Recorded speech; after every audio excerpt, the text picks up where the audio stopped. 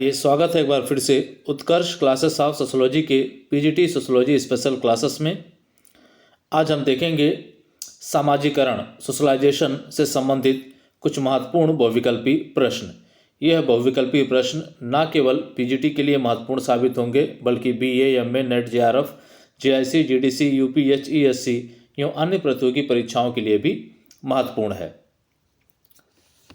Video अगर पसंद आए तो वीडियो को लाइक करिएगा, वीडियो को शेयर करिएगा और चैनल को सब्सक्राइब ज़रूर कर लीजिएगा ताकि आने वाले वीडियोस के नोटिफिकेशन आपको मिलते रहे। तो आइए शुरुआत करते हैं Utkarsh classes of sociology by Umesh sir. तो आज का जो हमारा टॉपिक, जैसा कि आपको बताया गया है, सामाजिकरण सोशलाइजेशन, और उसी से संबंधित कुछ महत्वपूर्ण प्रश्न आपको बताए जाएंगे। यहाँ पहला प्रश्न आप देखिए, किसका कथन है कि मनुष्य एक सामाजिक प्राणी है? किसका कथन है कि मनुष्य एक सामाजिक प्राणी है? ए प्लेटो, बी अरस्तु, सी रूसो और डी फीचर। तो ये जो कथन है वो है अरस्तु का, तो बी ऑप्शन आपका यहाँ पे सही हो जाएगा। अगला प्रश्न आप देखिए, निम्नलिखित में से मनुष्य की एक मौलिक विशेषता है। ये कहा जा रहा है कि निम्नलिखित में से मनुष्य की एक मौलिक विशेषता है। ए संघर्षशील प्रकृति होती है इनकी, बी सहयोगात्मक प्रकृति होती है, सी सामाजिक प्रकृति होती है और डी विरोधात्मक प्रकृति होती है। तो यहाँ आप देखें तो सी ऑप्शन आपका यहाँ सही हो जाएगा।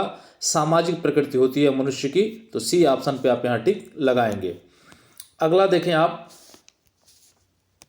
सामाजिकरण का तात्पर्य सीखने से है। सामाजिकरण का तात्पर्य सीखने से है ताकि व्यक्ति सामाजिक कार्यों को कर सके। यह कथन निम्नलिखित में से किसका है? महत्वपूर्ण कथन है, ध्यान रखिएगा। ए जॉनसन, बी मैकाइवर, सी फ्रायड और डी किंग्सले डेविस। तो ये जो कथन है वो कथन है जॉनसन का, तो ए ऑप्शन आपका यहाँ पे सही हो जाएगा। अगला देखें आप, निम्नलिखित में से सोशोलॉजी पुस्तक के लेखक हैं। निम्नलिखित में से सोशोलॉजी पुस्तक के लेखक हैं। A Merton, B Parson, C Charles Cooley और डी जॉनसन। तो यहाँ पे जो ऑप्शन दिया गया है उस ऑप्शन में जॉनसन होंगे। जॉनसन ने सोशोलॉजी नामक पुस्तक लिखी, अन्य भी विचारकों ने जो है सोशोलॉजी नामक पुस्तक लिखी है, लेकिन इस प्रश्न के लिए ऑप्शन डी सही है आपके लिए, जॉनसन। अगला देखें आप, जो है सोशियोलॉजी पुस्तक के लेखक हैं। फिर से पूछा जा रहा है कि सोशियोलॉजी पुस्तक के लेखक हैं। A Freud, B Broom and Selznick, C MacIver Page और डी पार्सन्स। तो ये चार ऑप्शन आपके दिए जा रहे हैं। पूछा जा रहा है कि सोशियोलॉजी पुस्तक किसकी है। अभी पिछले प्रश्न में देखा आपने, जॉनसन का नाम दिया गया था तो जॉनसन को टिक लगाया गया था। यहाँ पे आप देखिए तो ये जो सोशियोलॉजी पुस्तक पूछी जा रही है वो ब्रूम तथा सेल्जेनिक की है, तो बी ऑप्शन आपका यहाँ पे सही हो जाएगा। बाकी पार्सन्स को देखें, मैकाइवर को देखें, फ्रायड को देखें, इन्होंने सोशियोलॉजी नामक पुस्तक नहीं लिखी है।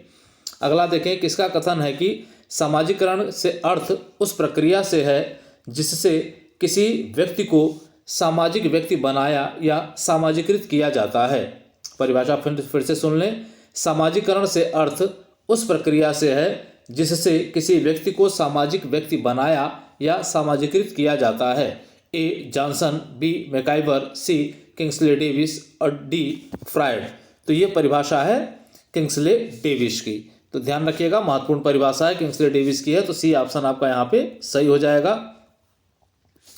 अगला देखें आप, किसका कथन है कि सामाजिकरण एक प्रक्रिया है जिससे व्यक्ति समूह के चलनों के अनुरूप व्यवहार करना सीखता है।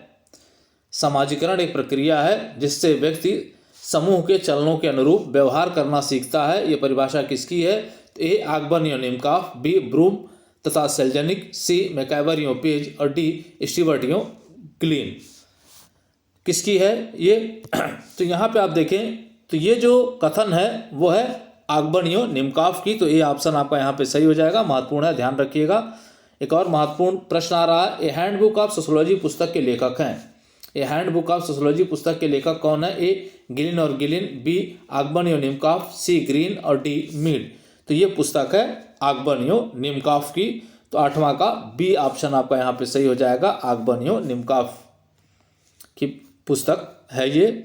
अगला देखें आप, किसका कथन है कि सामाजिकरण वह प्रक्रिया है जिसके द्वारा लोग अपनी संस्कृति के विश्वासों, अभिवृत्तियों, मूल्यों तथा प्रथाओं को ग्रहण करते हैं। फिर से सुन लें, सामाजिकरण वह प्रक्रिया है जिसके द्वारा लोग अपनी संस्कृति के विश्वासों, अभिवृत्तियों, मूल्यों तथा प्रथाओं को ग्रहण करते हैं। ए आगमन एवं निम्काफ, बी ब्रूम और सेल्जेनिक, सी मैकाइवर एवं पेज और डी स्टीवर्ट एवं ग्लीन। तो ये जो कथन है आपका वो है स्टीवर्ट एवं ग्लीन का। तो डी ऑप्शन पे दिए गए हैं, तो डी ऑप्शन आपका यहाँ पे सही हो जाएगा, महत्वपूर्ण है, ध्यान रखिएगा। अगला, इंट्रोडक्शन टू सोशियोलॉजी पुस्तक के लेखक हैं या इंट्रोडक्शन टू सोशियोलॉजी पुस्तक निम्नलिखित में से किसकी है? A Kimball Young, B Max Weber, C Emile Durkheim और डी स्टीवर्ट एवं ग्लीन। तो ये जो पुस्तक है वह है स्टीवर्ट एवं ग्लीन की। तो पुस्तक भी महत्वपूर्ण है, ध्यान रखिएगा, डी ऑप्शन आपका यहाँ पे सही हो जाएगा। अगला देखें आप, सामाजिकरण के दो अर्थ हैं। सामाजिकरण के दो अर्थ हैं, संस्कृति का हस्तांतरण और व्यक्तित्व का विकास। यह कथन किसका है? सामाजिकरण के दो अर्थ हैं, एक है संस्कृति का हस्तांतरण और दूसरा है व्यक्तित्व का विकास। यह कथन किसका है? ए आगमन एवं निम्काफ, बी ब्रूम एवं सेल्जेनिक, सी मैकाइवर एवं पेज और डी स्टीवर्ट एवं ग्लीन। तो ये जो कथन है वह है ब्रूम और सेल्जेनिक का। यहाँ सामाजिकरण के दो उद्देश्य प्रमुख रूप से इनके द्वारा ये दो प्रकार बताए गए हैं, सांस्कृतिक का हस्तांतरण और व्यक्तित्व का विकास। तो बी ऑप्शन यहाँ पे आपका जो है सही हो जाएगा, बी पे आप चिन्ह लगाएंगे। अगला देखें आप, किसका विचार है कि व्यक्ति द्वारा सामाजिक मूल्यों को सीखने और उन्हें अंतरीकृत करने को ही सामाजिकरण कहते हैं। महत्वपूर्ण है, परीक्षा में पूछा गया है। व्यक्ति द्वारा सामाजिक मूल्यों को सीखने और उन्हें आंतरिकृत करने को ही सामाजिकरण कहते हैं। किसका है? ए फ्रायड, बी ब्रूम और सेल्जेनिक, सी मैकाइवर एवं पेज और डी पार्सन्स। तो 12वां का जो उत्तर है वो है पार्सन्स। ये कथन किसका है? पार्सन्स का है। तो डी ऑप्शन आपका जो सही हो जाएगा। अपने आप में प्रश्न पार्सन्स की वजह से महत्वपूर्ण हो जाता है। अगला देखिए, निम्नलिखित में से सामाजिकरण की प्रमुख विशेषता है। निम्नलिखित में से सामाजिकरण की प्रमुख विशेषता है, ए आजीवन चलने वाली प्रक्रिया, बी स्व का विकास और सी संस्कृत का हस्तांतरण और डी उपरोक्त सभी। तो यहाँ देखें तो सामाजिकरण की विशेषता है आजीवन चलने वाली प्रक्रिया, ये भी विशेषता सामाजिकरण की है। स्व का विकास भी होता है, संस्कृत का हस्तांतरण भी होता है, इस वजह से डी ऑप्शन आपका यहाँ पे सही हो जाएगा, उपरोक्त सभी। अगला देखें, किसका कथन है कि बच्चा उस पत्थर के समान है जिसे जन्म के समय सामाजिक तालाब में फेंक दिया जाता है, जिसमें रहकर वह अपना सामाजिकरण करता है और समाज का अंग बन जाता है। ये कहा जा रहा है कि कथन किसका है कि बच्चा एक पत्थर के समान है जिसे जन्म के समय ही समाज रूपी तालाब में फेंक दिया जाता है, जिसमें रहकर ही वो अपना सामाजिकरण करता है और वह समाज का अंग बन जाता है। ए बुगार्डस, बी पार्सन्स, सी फ्रायड और डी सीमेल। तो ये कथन है बी पार्सन्स का। बहुत ही महत्वपूर्ण कथन है, परीक्षाओं में पूछा जाता है अक्सर ये। अगला देखें आप, सामाजिकरण का सूत्र व्यक्ति गुणे समाज बराबर सामाजिक व्यवहार बराबर सामाजिकरण दिया है। सामाजिकरण का सूत्र व्यक्ति गुणे समाज बराबर सामाजिक व्यवहार गुणे सामाजिकरण दिया है। A Charles Cooley, B Neumeyer, C Lundberg और डी मैकाइवर। तो किसने दे रखा है ये सूत्र? तो यहाँ पे आप देखिए ये सूत्र दिया है लुंडबर्ग ने। तो सी ऑप्शन पे आप टिक लगाएंगे। अगला, जॉनसन ने सामाजिकरण के 4 स्तरों का उल्लेख किया है, निम्नलिखित में से कौन सा नहीं है? ये कहा जा रहा है कि जॉनसन ने सामाजिकरण के 4 स्तरों का उल्लेख किया है और उसमें से कौन सा नहीं है ये पूछा जा रहा है। ए मौखिकावस्था या मौखिक अवस्था, बी युवा अवस्था, सी शैशवावस्था और डी गुप्तावस्था। तो यहाँ पे आप देखिए तो जॉनसन ने जो है युवा अवस्था का उल्लेख नहीं किया है। मौखिकावस्था, शैशवावस्था, गुप्तावस्था का उल्लेख तो किया है, युवा अवस्था का उल्लेख नहीं किया है। तो बी ऑप्शन यहाँ इस प्रश्न के लिए सही हो जाएगा। और जो चौथा इन्होंने उल्लेख किया है वो है किशोरावस्था। तो इसमें हो जाएगा मौखिकावस्था, शैशवावस्था, गुप्तावस्था और किशोरावस्था। ये 4 जॉनसन के हैं, याद रखिएगा। अगला देखें आप जो है, तादात्म्य का विकास किस अवस्था में होता है? तादात्म्य का विकास किस अवस्था में होता है? ए मौखिकावस्था में, बी किशोरावस्था में, सी शैशवावस्था में और डी गुप्तावस्था में। तो यहाँ देखें 17 का ऑप्शन है डी। किस में होता है? तो गुप्तावस्था में होता है तादात्म्य का विकास। तो डी ऑप्शन आपका यहाँ पे सही हो जाएगा। अगला देखें, निम्नलिखित में से गिलिन और गिलिन ने सामाजिकरण के किन स्तरों का उल्लेख किया है? ये कहा जा रहा है कि निम्नलिखित में से गिलिन और गिलिन ने सामाजिकरण के किन स्तरों का उल्लेख किया है? ए बाल्यावस्था, बी युवावस्था, सी प्रौढ़ावस्था और डी उपरोक्त सभी। तो गिलिन और गिलिन ने 3 अवस्थाओं का उल्लेख किया है, बाल्यावस्था, युवावस्था और प्रौढ़ावस्था। तो यहाँ डी ऑप्शन आपका जो है वो सही हो जाएगा, उपरोक्त सभी। अगला देखें आप, इडिपस कॉम्प्लेक्स।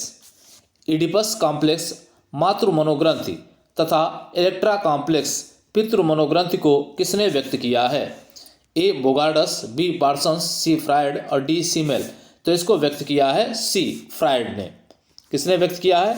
इडिपस कॉम्प्लेक्स और इलेक्ट्रा कॉम्प्लेक्स, तो फ्रायड ने इसको व्यक्त किया है। तो 19 का आपका सी सही हो जाएगा। अगला देखें, वह भावना जिसमें लड़का अपने पिता से ईर्ष्या और माता से प्रेम करता है, फ्रायड उसे कहते हैं। ये कहा जा रहा है कि वह भावना जिसमें लड़का अपने पिता से ईर्ष्या और माता से प्रेम करता है, फ्रायड उसे क्या कहते हैं? A Oedipus complex, B Electra complex, C जननिक संचार और डी सामाजिकृत व्यक्ति। तो इसको कहा जाता है इडिपस कॉम्प्लेक्स। क्या कहा है फ्रायड ने? Oedipus complex. तो ए ऑप्शन आपका 20 का सही हो जाएगा। अगला देखें आप, वह भावना जिसमें लड़की अपने पिता से प्रेम और माता से ईर्ष्या करती है, फ्रायड उसे कहते हैं। अब यहाँ देखें कि वह भावना जिसमें लड़की अपने पिता से प्रेम और माता से ईर्ष्या करती है, फ्रायड उसे क्या कहते हैं? A Oedipus complex, B Electra complex, C जननिक संचार और डी सामाजिकृत व्यक्ति। तो ये कहते हैं इलेक्ट्रा कॉम्प्लेक्स। क्या कहते हैं? Electra complex. तो बी ऑप्शन आपका यहाँ पे सही हो जाएगा। अगला देखें, बाल्यावस्था में सबसे अधिक सामाजिकरण निम्नलिखित में से किसके द्वारा होता है? बाल्यावस्था में सबसे अधिक सामाजिकरण निम्नलिखित में से किसके द्वारा होता है? ए मित्रमंडली के द्वारा, बी नातेदारी समूह के द्वारा, सी पास पड़ोस के द्वारा और डी माता पिता के द्वारा। तो बाल्यावस्था में सबसे अधिक सामाजिकरण जो होता है वो डी माता पिता के द्वारा होता है ये। चलिए अगला देखें, युवा अवस्था में सबसे अधिक सामाजिकरण निम्नलिखित में से किसके द्वारा होता है? युवा अवस्था में सबसे अधिक सामाजिकरण निम्नलिखित में से किसके द्वारा होता है? ए मित्रमंडली, बी नातेदारी समूह, सी पास पड़ोस और डी माता पिता। तो ये होता है मित्रमंडली के द्वारा। ए युवावस्था में मित्रमंडली के द्वारा, बाल्यावस्था में माता पिता के द्वारा। अगला, सामाजिकरण के विभिन्न साधनों में निम्नलिखित में से सबसे महत्वपूर्ण साधन कौन सा है? ये कहा जा रहा है कि सामाजिकरण के विभिन्न साधनों में निम्नलिखित में से सबसे महत्वपूर्ण साधन कौन सा है? ए मित्रमंडली, बी क्रीड़ा समूह, सी परिवार और डी विद्यालय। तो सबसे महत्वपूर्ण है सी परिवार। तो 24 का आपका क्या हो गया? सी हो गया, परिवार। अगला देखें आप, निम्नलिखित में से सामाजिकरण का प्राथमिक साधन है। ये पूछ रहा है निम्नलिखित में से सामाजिकरण का प्राथमिक साधन कौन सा है? ए नातेदारी समूह, बी जाति, सी वर्ग और डी राष्ट्र। तो सामाजिकरण का प्राथमिक साधन होगा नातेदारी समूह, बाकी सब द्वितीयक हैं, जाति वर्ग और राष्ट्र। तो ए ऑप्शन आपका जो है वो सही हो जाएगा यहाँ पे। अगला, निम्नलिखित में से सामाजिकरण का प्राथमिक साधन है। निम्नलिखित में से सामाजिकरण का प्राथमिक साधन है पूछा जा रहा है। ए परिवार, बी क्रीड़ा समूह, सी विद्यालय और डी उपरोक्त सभी। तो यहाँ जो ऑप्शन होगा वो सही हो जाएगा डी उपरोक्त सभी, क्योंकि ये सभी प्राथमिक साधन है, परिवार, क्रीड़ा समूह, विद्यालय। तो डी ऑप्शन आपका यहाँ सही हो गया, उपरोक्त सभी। अगला देखिए आप, निम्नलिखित में से सामाजिकरण का प्राथमिक साधन है। ये कहा जा रहा है कि निम्नलिखित में से सामाजिकरण का प्राथमिक साधन है। ए पड़ोस, बी नातेदारी समूह, सी ए और बी दोनों और डी धार्मिक समूह। तो यहाँ पे आप देखिए तो पड़ोस और नातेदारी समूह दोनों ही प्राथमिक साधन है, तो इस वजह से सी ऑप्शन आपका सही हो जाएगा यहाँ पे, ए और बी दोनों। अगला देखिए, निम्नलिखित में से सामाजिकरण के द्वितीयक साधन है। निम्नलिखित में से सामाजिकरण के द्वितीयक साधन है। ए राजनीतिक दल, बी राष्ट्रीयता, सी व्यावसायिक समूह और डी उपरोक्त सभी। तो यहाँ द्वितीयक साधनों में राजनीतिक दल भी आता है, राष्ट्रीयता भी आती है, व्यावसायिक समूह भी आता है, इस वजह से डी ऑप्शन यहाँ सही हो जाएगा, उपरोक्त सभी। अगला देखें आप, निम्नलिखित में से सामाजिकरण के द्वितीयक साधन नहीं है। निम्नलिखित में से सामाजिकरण के द्वितीयक साधन नहीं है पूछ रहा है। ए जाति, बी क्रीड़ा समूह, सी धार्मिक समूह और डी वर्ग। तो यहाँ पे आप देखिए तो जाति द्वितीयक साधन है, धार्मिक समूह भी द्वितीयक साधन है, वर्ग द्वितीयक साधन है, लेकिन क्रीड़ा समूह जो है प्राथमिक साधन है सामाजिकरण का। इस वजह से इस प्रश्न के लिए बी आपका उत्तर सही हो जाएगा। अगला, व्यक्ति के सामाजिकरण को सामाजिक संचरण के अतिरिक्त निम्नलिखित में से कौन प्रभावित करता है? ये कहा जा रहा है कि व्यक्ति के सामाजिकरण को सामाजिक संचरण के अतिरिक्त निम्नलिखित में से कौन प्रभावित करता है? ए जननिक संचरण, बी पीढ़ीगत संचरण, सी ए और बी दोनों और डी युक्त में से कोई नहीं। तो ये प्रभावित करता है जननिक संचरण। कौन प्रभावित करता है? जननिक संचरण। चलिए अगला देखें आप, जो है निम्नलिखित में से समाजीकरण का उद्देश्य या लक्ष्य है। निम्नलिखित में से समाजीकरण का उद्देश्य या लक्ष्य है, क्या है? ए अनुशासन में वृद्धि करना, सी क्षमताओं का विकास करना, डी सामाजिक संगठन को बनाए रखना और डी उपरोक्त सभी। फिर से ऑप्शन सुन लें। ए अनुशासन को बनाए रखना, बी क्षमताओं का विकास करना, सी सामाजिक संगठन को बनाए रखना और डी उपरोक्त सभी। तो यहाँ पे आप देखिए, तो समाजीकरण का उद्देश्य अनुशासन में वृद्धि करना भी है, क्षमताओं को बढ़ाना भी है, सामाजिक संगठन को बनाए रखना भी है। तो डी ऑप्शन इसके लिए आपका सही हो जाएगा, उपरोक्त सभी। अगला देखें, निम्नलिखित में से समाजीकरण का उद्देश्य या लक्ष्य नहीं है। ए स्व का विकास करना, बी व्यक्ति में उत्तरदायित्व की भावना का विकास करना, सी अनुशासन को कमजोर करना और डी व्यक्ति को समाज के चलनों के अनुरूप बनाना। तो यहाँ पे आप देखिए, तो सी ऑप्शन यहाँ जो है सही हो जाएगा, क्योंकि ये विशेषता या लक्ष्य नहीं है समाजीकरण के अनुशासन को कमजोर करे, बल्कि समाजीकरण अनुशासन को बनाए रखने का प्रयास करता है। तो सी ऑप्शन आपके लिए यहाँ सही हो जाएगा। अगला देखें, निम्नलिखित में समाजीकरण के कारक नहीं हैं। निम्नलिखित में से समाजीकरण के कारक नहीं हैं। ए सुझाव, बी अनुकरण, सी प्रतियोगिता, डी मजाक उड़ाना। तो यहाँ पे आप देखिए, तो सी प्रतियोगिता जो है वो समाजीकरण का कारक नहीं है, बल्कि बाकी सब सुझाव, अनुकरण, मजाक उड़ाना ये सभी समाजीकरण के कारक हैं। अगला देखें, निम्नलिखित में से समाजीकरण के कारक हैं। निम्नलिखित में से समाजीकरण के कारक हैं, तो यहाँ देखें, ए सामाजिक प्रशिक्षण, बी पुरस्कार एवं दंड, सी सहानुभूति और डी उपरोक्त सभी। तो यहाँ देखिए, समाजीकरण के कारक हैं, ए सामाजिक प्रशिक्षण भी है, पुरस्कार एवं दंड भी है, सहानुभूति भी है, डी, इसका मतलब हो गया कि डी ऑप्शन आपका सही हो गया, उपरोक्त सभी। तो डी पे आप यहाँ चिन्ह लगा लेंगे। अगला देखें आप, किसका कथन है कि समाजीकरण वह प्रक्रिया है जिसके द्वारा बच्चा अपनी सांस्कृतिक विशेषताओं, आत्म और व्यक्तित्व को प्राप्त करता है। परिभाषा फिर से सुन लें, महत्वपूर्ण है, पूछा गया परीक्षा में। समाजीकरण वह प्रक्रिया है जिसके द्वारा बच्चा अपनी सांस्कृतिक विशेषताओं, आत्म और व्यक्तित्व को प्राप्त करता है। ए जॉनसन, बी मैकाइवर, सी A.W. ग्रीन और डी फ्रायड। तो यहाँ देखें, जो 35 का आपका उत्तर है वो A.W. ग्रीन है। तो सी ऑप्शन आपका यहाँ पे सही हो जाएगा, A.W. ग्रीन का ये कथन है। अगला देखें, सोशियोलॉजी पुस्तक के लेखक हैं। यहाँ पूछा जा रहा है कि सोशियोलॉजी पुस्तक के लेखक हैं। ये प्रश्न तीसरी बार आपसे पूछा जा रहा है। ऑप्शन आपके हैं जॉनसन, ब्रूम और सेल्जनिक, बी, सी A.W. ग्रीन और डी उपरोक्त सभी। तो यहाँ पे आप देखिए, तो ये उत्तर सही हो जाएगा आपका डी उपरोक्त सभी, क्योंकि सोशियोलॉजी नामक पुस्तक जो लिखा है जॉनसन ने भी लिखा है, ब्रूम और सेल्जनिक ने भी लिखा है, A.W. ग्रीन ने भी लिखा है, इस वजह से यहाँ उपरोक्त सभी सही हो जाएगा। अगला देखें आप, 37वां प्रश्न हमारा है। तो यहाँ देखें, आत्मदर्पण सिद्धांत के प्रवर्तक निम्नलिखित में से कौन है? बहुत ही मशहूर है, कई बार परीक्षाओं में पूछा गया, अक्सर पूछ लिया जाता है। A Charles Cooley, B Newmeyer, C Lundberg और डी मैकाइवर। तो ये जो प्रश्न है वो है चार्ल्स कूले से संबंधित है। तो ए ऑप्शन, आत्मदर्पण का सिद्धांत किसका है? तो वो चार्ल्स कूले का है, चिन्ह लगाएंगे आप। अगला, human nature and social order जो प्रकाशित हुई 1902 में, पुस्तक के लेखक हैं। Human nature and social order पुस्तक के लेखक कौन है पूछ रहा है। ए गिलिन, बी आगमन निमकॉफ, सी चार्ल्स कूले और डी मीड। तो इस पुस्तक के लेखक हैं चार्ल्स कूले। बहुत ही महत्वपूर्ण पुस्तक है, कई बार परीक्षाओं में पूछा गया है। तो सी ऑप्शन आपके लिए यहाँ सही हो गया ये। अगला देखें आप, चार्ल्स कूले का आत्मदर्पण सिद्धांत निम्नलिखित में से किस मान्यता पर आधारित है? ये कहा जा रहा है कि चार्ल्स कूले का आत्मदर्पण सिद्धांत निम्नलिखित में से किस मान्यता पर आधारित है? ए व्यक्ति और व्यक्ति के बीच घनिष्ठ संबंध से, बी व्यक्ति और समाज के घनिष्ठ संबंध से, सी समाज और समाज के घनिष्ठ संबंध से, डी व्यक्ति और व्यक्तित्व के घनिष्ठ संबंध से।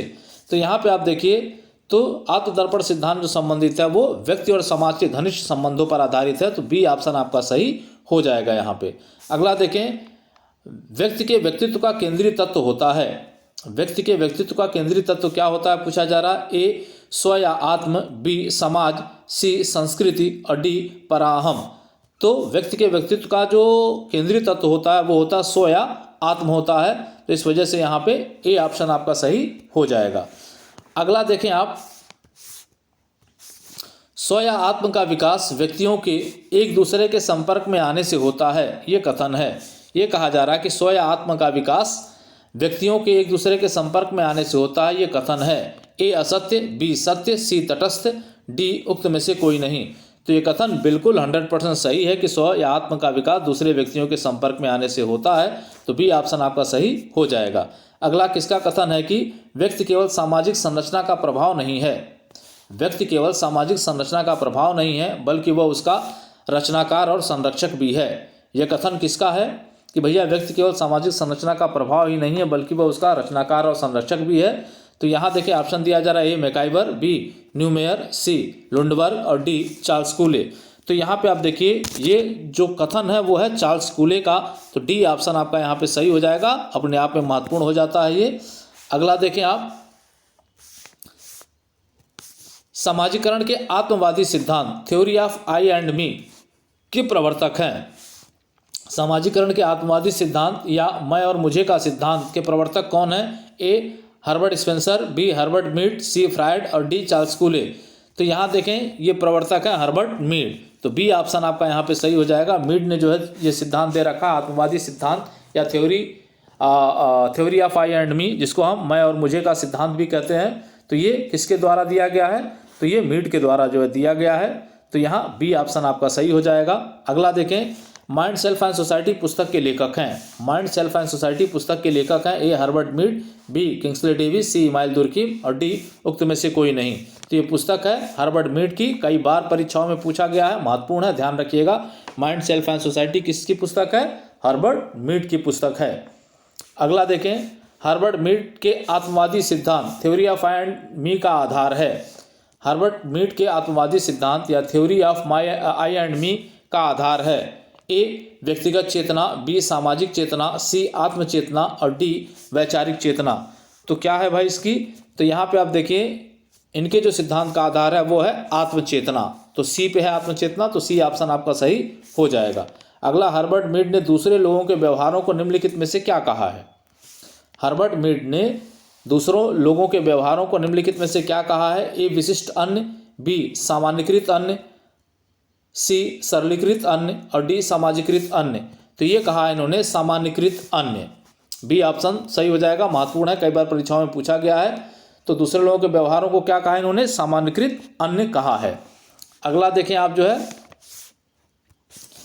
हर्बर्ट मीड ने आत्म के विकास को स्पष्ट करने के लिए किन शब्दों का प्रयोग किया है?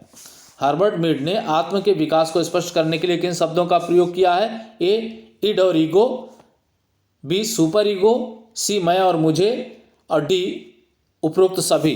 तो यहाँ मीड ने जो इस्तेमाल किया है मैं और मुझे का इस्तेमाल किया है, आई एंड मी का इस्तेमाल किया है। तो सी ऑप्शन आपका यहाँ सही हो जाएगा। अगला, मीड के अनुसार आत्मचेतना होती है पूर्णतः। ये कहा जा रहा है कि मीड के अनुसार आत्मचेतना होती है पूर्णतः। क्या होती है भाई? ए सामाजिक होती है, बी असामाजिक होती है, सी व्यक्तिक होती है और डी सामूहिक होती है। तो यहाँ आत्मचेतना पूर्ण रूप से क्या होती है? सामाजिक होती है। तो ए ऑप्शन आपका यहाँ पे सही हो जाएगा। तो 48 का ए पे आप चिन्ह लगाएंगे। अगला देखें आप, निम्नलिखित में से पराअहम सिद्धांत सुपर ईगो के प्रवर्तक हैं। यह कहा जा रहा है कि निम्नलिखित में से पराअहम सिद्धांत के प्रवर्तक कौन है? A Herbert Spencer, B Herbert Mead, C Freud और डी चार्ल्स कूले। तो इसके प्रवर्तक हैं फ्रायड। तो सी ऑप्शन आपका यहाँ पे सही हो जाएगा। पराअहम का सिद्धांत जो दे रखा है वो किसने दिया है? फ्रायड ने दे रखा है। तो सी ऑप्शन आपका यहाँ पे सही हो जाएगा। अगला, फ्रायड ने अपने अहम सिद्धांत को स्पष्ट करने के लिए किन शब्दों का प्रयोग किया है? फ्रायड ने अपने अहम सिद्धांत को स्पष्ट करने के लिए किन शब्दों का प्रयोग किया है? ए इड, बी ईगो, सी सुपर ईगो और डी उपरोक्त सभी। तो यहाँ देखें फ्रायड ने अपने अहम सिद्धांत में इड, ईगो और सुपर ईगो तीनों शब्दों का प्रयोग किया। इस वजह से डी ऑप्शन आपका यहाँ सही हो जाएगा, उपरोक्त सभी। यहाँ देखें उत्तर दे रखा है, आप यहाँ से उत्तर जो है देख सकते हैं। तो ये आज का वीडियो रहा। उम्मीद करते हैं ये वीडियो आपको पसंद आएगा। वीडियो अगर पसंद आए तो वीडियो को लाइक करिएगा, शेयर करिएगा और चैनल को सब्सक्राइब ज़रूर कर लीजिएगा ताकि आने वाले वीडियोज़ का नोटिफिकेशन आपको मिलते रहें। जय हिंद, जय भारत।